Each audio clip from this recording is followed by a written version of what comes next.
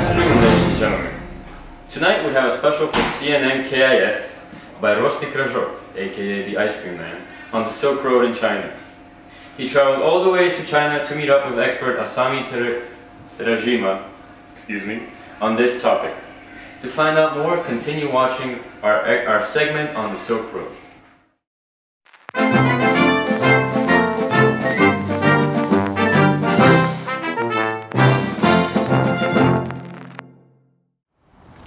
What is a Silk Road? Is it some kind of special road made of silk for kids? No, Silk Road was a trade route that extended all the way from China to Europe. How did it start?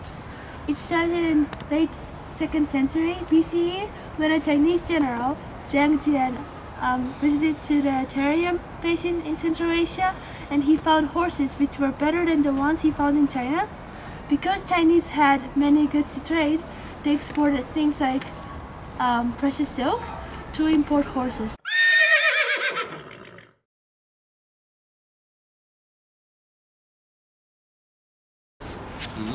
Why would you want better horses? Why are having good horses is important? Having good horses are important in ancient times because they are good for transporting goods, for trade, and for wars. Was it possible for goods that were exported in China to end up in Europe? Of course it was. For example, the Silk Road was exported from China and it made all the way to Europe.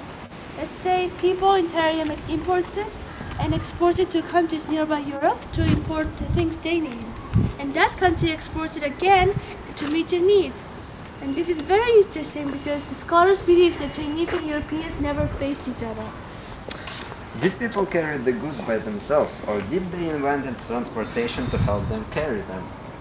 The stirrups, which are wagons with wheels, were invented near Afghanistan, and this helped nomads to transport heavy goods to place to place. Did you say nomads helped to transport goods? Yes. Why were nomads contributing in trades? The merchants and bureaucrats paid the nomads so that they would ensure the smooth, safe travel for the goods. The nomads of Central Asia supplied animals to transport goods, food, drinks, as well as ideas such as Christianity or Buddhism. A little bit about the importance. So what else other than goods spread throughout the countries? Slaves also was traded with the countries.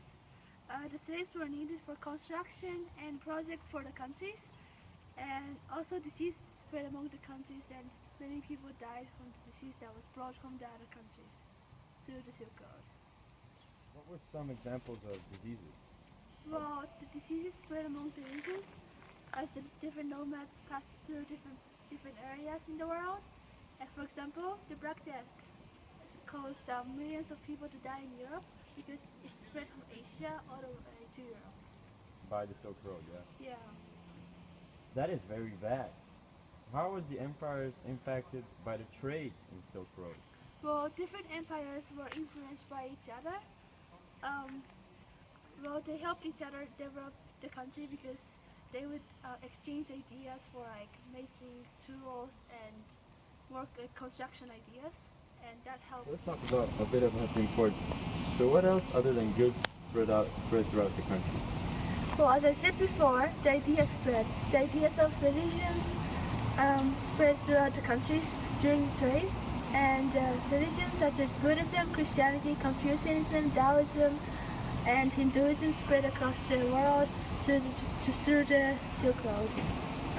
Not only the religions, but also like ideas for making tools and construction for buildings also spread, and also ideas for transportation. The Silk Road superhero name would be Silkoversal, for it would be most famous for trading silk. However, it would trade many more things from China all the way to Europe. So thanks to Rostik and Asami for this insight on the Silk Road. Stay tuned and make sure to watch us next week as Rostik goes to Ukraine. Thank you very much and have a nice evening.